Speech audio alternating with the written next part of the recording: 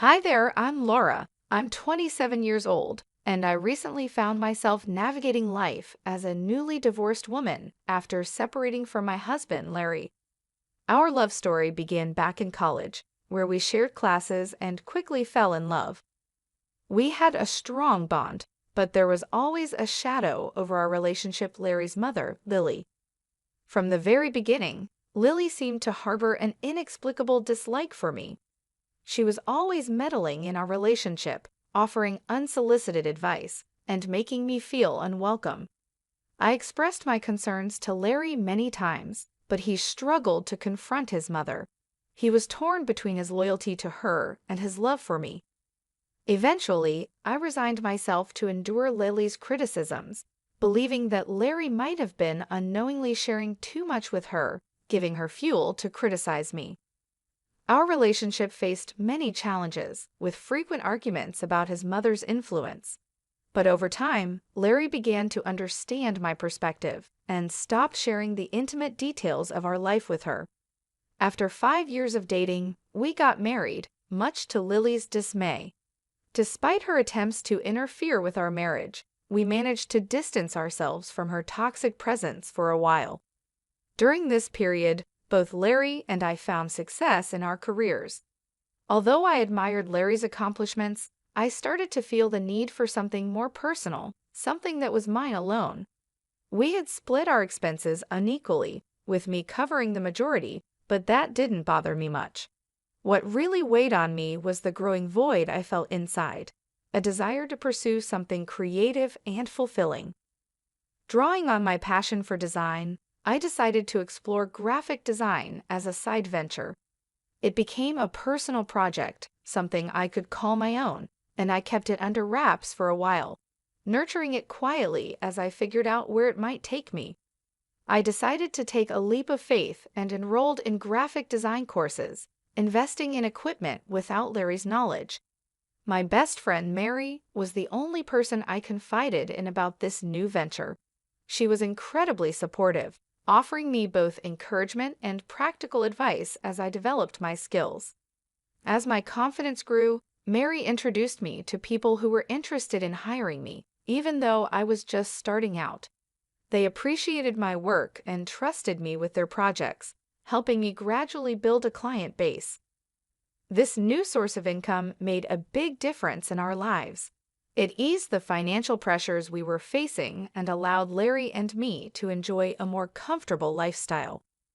With each paycheck, I saved a portion, dreaming of surprising Larry with something special as a token of my appreciation for his support.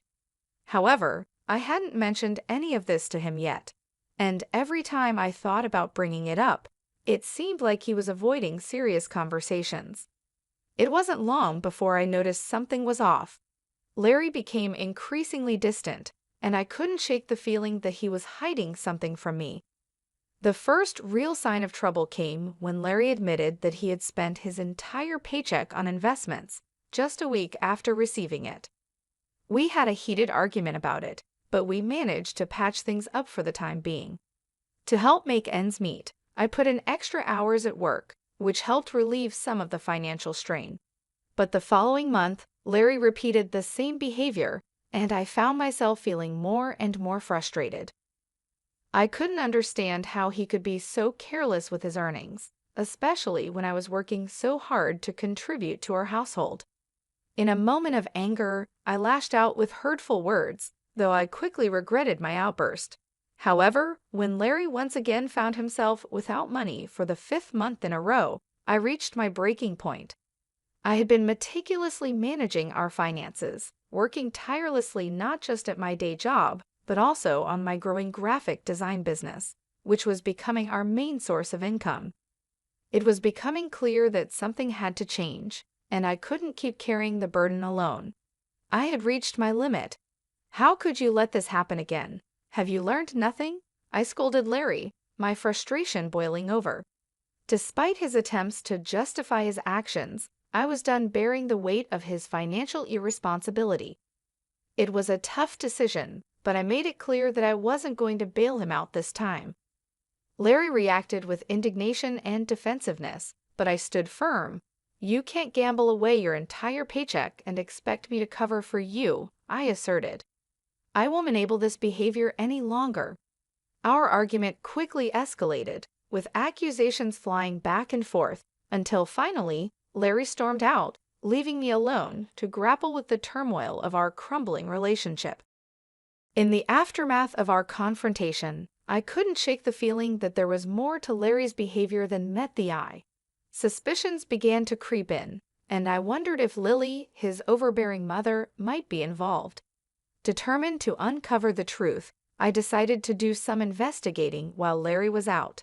It didn't take long for me to find what I was looking for. Larry had carelessly left his bank account logged in on my laptop, and what I discovered shocked me. Contrary to his claims of being broke, Larry had more than enough money squirreled away. As I scrutinized his transactions, I found nothing unusual, just the usual debits and credits. But I couldn't understand why he had been hiding his finances from me and telling lies. Seeking clarity, I delved into his messages, and the first person I noticed him texting was his mother, Lily.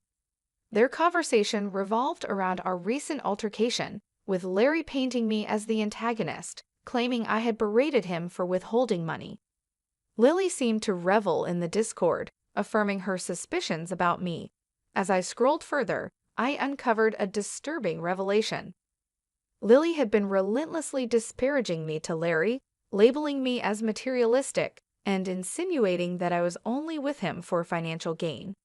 Ironically, I was the primary breadwinner in our household. Their exchanges showed how Lily's toxic influence had fueled Larry's grievances against me, magnifying minor annoyances and nurturing his resentment.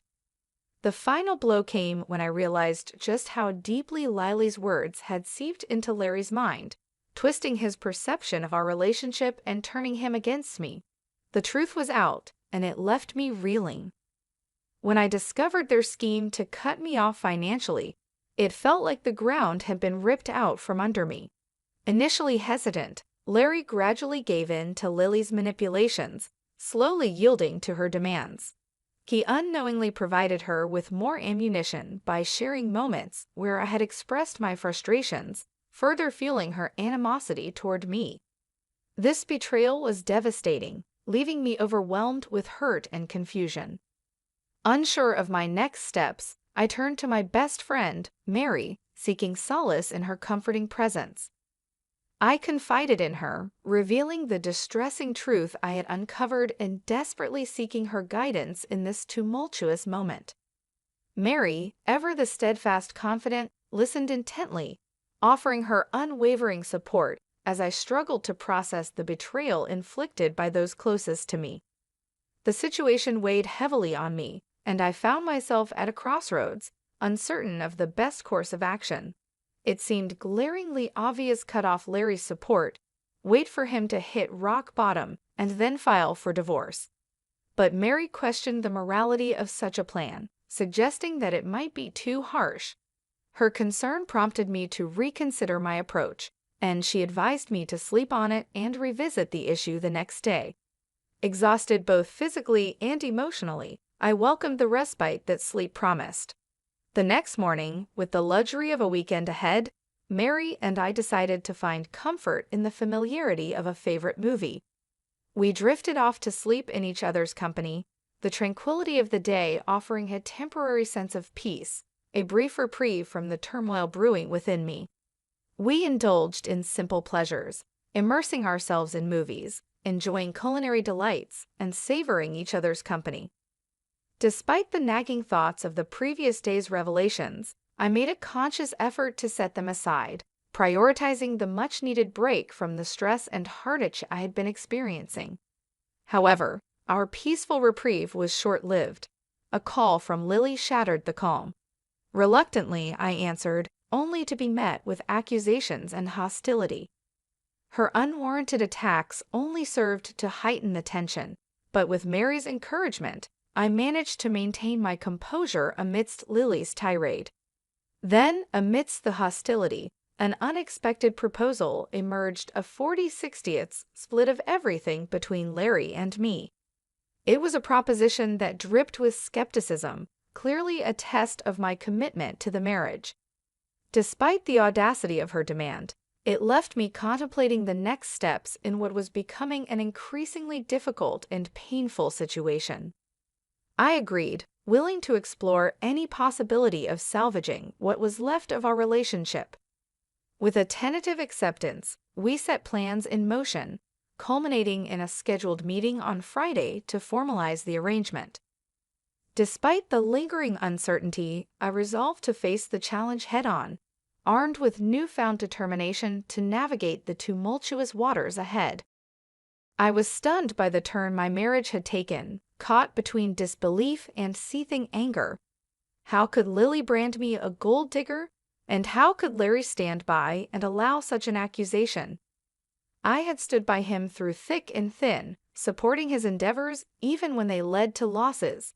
I had covered for him when he lied and shouldered the burden of our shared responsibilities, all while keeping my own side hustle a secret, waiting for the right moment to reveal it. When I shared the details with Mary, her smile hinted at the brilliance of the plan. Splitting everything evenly would leave Larry with little to fall back on, given his lack of awareness about my additional income. I had initially hoped to surprise him with a lavish gift once my side venture gained traction, but now I was simply grateful to have it as a safety net. Friday arrived quickly, and Mary accompanied me for support. When we arrived home, we found Lily, Larry, and a lawyer already there, finalizing the contract. Ignoring Larry's silent plea for privacy, I approached Lily and demanded to review the terms. As expected, the agreement mandated an equal division of assets, with a clause prohibiting financial assistance between us. Reluctantly, I signed, knowing it would leave Larry scrambling financially. Predictably, problems ensued. Initially, our communication was limited to curt words, the rift between us too deep to bridge. Yet, living under the same roof required some level of interaction. Larry attempted to reach out and mend the divide, but I remained distant, resentful of his complacency in the situation. As time passed, Larry's persistent attempts to reconnect grew tiresome. The weight of our fractured relationship hung heavily over us, and I found it increasingly difficult to maintain my resolve. Despite everything, the reality of our situation was sinking in, and I knew that the path forward would not be easy. I eventually gave in. "Will you please just talk to me? We can't keep going on like this," Larry pleaded, his voice filled with a longing that caught me off guard. It was jarring to hear him express how much he missed our connection, especially after he had willingly signed away our financial unity. "What do you want me to say, Larry?" I retorted, my frustration clear. "Is that why you agreed to sever our finances completely?" His silence was deafening, revealing the deep divide between us as we stood at the brink of our shattered marriage. I struggled with the weight of our choices, unsure if reconciliation was even possible. "I just need to know where your loyalty lies, Laura," Larry implored. "Despite all the issues caused by your mother, you still choose to side with her. Is this truly what you believe is best for us?" "Please, Larry, don't speak ill of my mother like that. And what wealth are you so concerned about?" "I don't understand," I countered, feeling both confused and hurt. "I'm simply trying to make things right between us. Can we not lash out at each other?" "There will be no reconciliation until that contract is null and void," Larry replied defensively. "It's only been 3 weeks since we signed it, and I've seen no evidence to suggest you're not here for the money. If you're struggling financially, just let me know. I'm willing to help," I offered, trying to bridge the gap between us. "Wouldn't that be a breach of the contract?" "I won't risk violating it," I insisted. "Why are you making this so difficult? Can't we just be civil?" I could see Larry wrestling with conflicting influences, his mother's and his own. The Larry I married wouldn't have succumbed to such manipulation. That month, I focused on paying off our major debts, leaving Larry to manage on his own. With my share settled, I had more disposable income, and Mary and I indulged in lavish outings, while Larry always had an excuse for his financial constraints. My graphic design side gig was thriving, and I began to seriously consider quitting my day job. Meanwhile, Larry struggled, his portion of the pantry often bare. While a part of me felt sympathy for him, I couldn't ignore the choices he had made that led us here. I reminded myself that Larry had brought this situation upon himself, but that didn't make the unfolding events any easier to handle. Lily's unexpected visit, however, threw me off balance. She stormed into my home, her face a mask of anger, and before I could even greet her, she accused me of stealing from Larry. The words hit me like a slap in the face. Not only was I confused, but I was also immediately on the defensive. How could she possibly think I was stealing from my own husband? "What are you talking about?" I demanded, trying to keep my voice steady. "You're accusing me of seeking revenge on Larry because I don't like the contract he made us sign? That's absurd. Your son has been struggling all month, but it's not because I've been stealing his money to fund my outings. He has no money to steal, and you know it. And let's not forget who actually coerced us into signing that contract in the first place. You forced it upon us, and now your son is paying the price." Lily's eyes narrowed, and I could see her temper flaring. "Liar," she shouted. "I'm calling the police right now." "Go ahead," I replied, meeting her gaze head-on. "I haven't taken a single cent from your son. You won't find anything because there's nothing to find." "Then how do you have so much money?" she demanded, not backing down. "Your job doesn't pay that much more than Larry's, and he's told me you've cut back your hours. So where's all this money coming from?" I took a deep breath, deciding that now was the time to lay it all out. "I have another business on the side," I began. "A graphic design venture that I've been working on for a while now. I was planning to surprise Larry with it, to show him what I'd accomplished. But thanks to your constant meddling, that plan went down the drain. I was even going to use the money to buy you a car as a gesture of goodwill, to show you that I'm not the person you think I am." Lily looked taken aback, but she wasn't ready to relent just yet. "How much do you make from this side business?" she asked, her voice laced with suspicion. "More than you'd expect," I answered. "I've worked hard to build something successful, something I'm proud of. And all this time, I wasn't lying or trying to deceive anyone. I was simply trying to do something good, something positive. And now, thanks to your interference, everything I've worked for has been jeopardized. If you care so much about your son, maybe you should be the one supporting him instead of tearing down everything I've built." With that, I took a deep breath and reached into my bag, pulling out a set of divorce papers that I had been holding onto for this moment. The sight of them seemed to take Lily by surprise, but I was beyond caring about her reaction. I turned to Larry, who had been standing silently by, his expression a mix of guilt and resignation. "I didn't want it to come to this, Larry," I said, my voice softening as I addressed him. "I tried to make things work, even after everything that's happened. But I can't keep doing this. I can't keep living under the shadow of your mother's influence, and I can't keep pretending that everything is okay when it's not.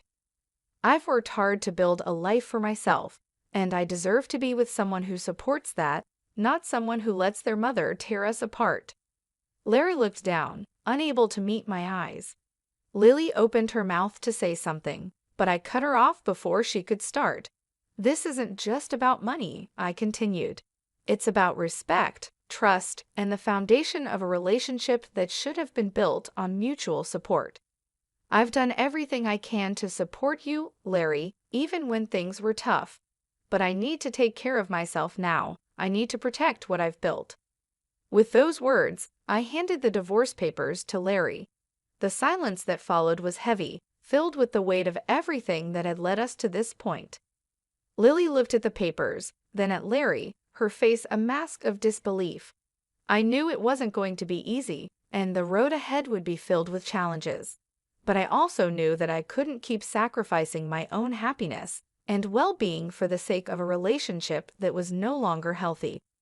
As I turned to leave, I felt a sense of finality, but also a sense of relief. I had taken the steps I needed to protect myself, and now it was time to move forward.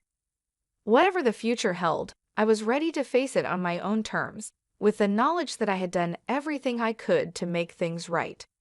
I had filed for divorce right after we signed the contract, quietly holding onto the papers until the right moment to reveal them. When I finally handed them to Larry, the shock on his face was unmistakable, but I felt no sympathy. I had given him every chance to make things right, and he had chosen his path. I expected Lily to be pleased, given how hard she had pushed for this separation. Instead, her expression shifted to one of fury as she realized the full consequences this would have for her son. I calmly informed them that I would be moving out in last weeks. I had made up my mind, and there was no going back. I agreed to continue splitting the remaining loan payments, but that was the extent of my commitment. Larry, clearly desperate, tried to plead with me, hoping to change my mind, but I remained resolute. I reminded him that this was the outcome of his choices and actions, and that we had both reached a point of no return. In the months that followed, I began to feel a sense of liberation from the toxic relationship that had been weighing me down for so long. Lily, as expected, tried to contest the divorce, likely hoping to salvage something from the situation. However, with our assets already legally separated, there was little for Larry to gain from the proceedings. In fact, he ended up losing more than he ever imagined. Unable to keep up with the mortgage payments on the house, he was forced to sell it and move back in with his mother. As for me, my life took a turn for the better. My graphic design business began to flourish, far beyond what I had initially envisioned. I started landing lucrative opportunities with big brands, and my client base expanded rapidly. It was a blissful and rewarding period for me, one that filled me with a sense of accomplishment and relief. I finally felt like I was in control of my life, free from the negativity and constant stress that had overshadowed my marriage. Every day, I felt grateful that I had something to fall back on. My side business, which had started as a small venture, had grown into a successful and profitable enterprise. This financial independence spared me from the fate Larry had to endure, and it allowed me to move forward without the burden of our past weighing me down. Larry's situation was quite different. With the house sold and his financial stability shattered, he struggled to adjust. Moving back in with his mother was a blow to his pride, and I could only hope that this experience would serve as a lesson for him in the future. Perhaps he would learn the importance of responsibility, trust, and the consequences of allowing others to manipulate his decisions. But those lessons were no longer my concern. I was focused on building my own future now. I embraced the opportunities that lay ahead, excited about what was to come. The freedom to pursue my passions, the success of my business, and the peace that came with leaving a toxic situation behind filled me with a sense of fulfillment I hadn't felt in years.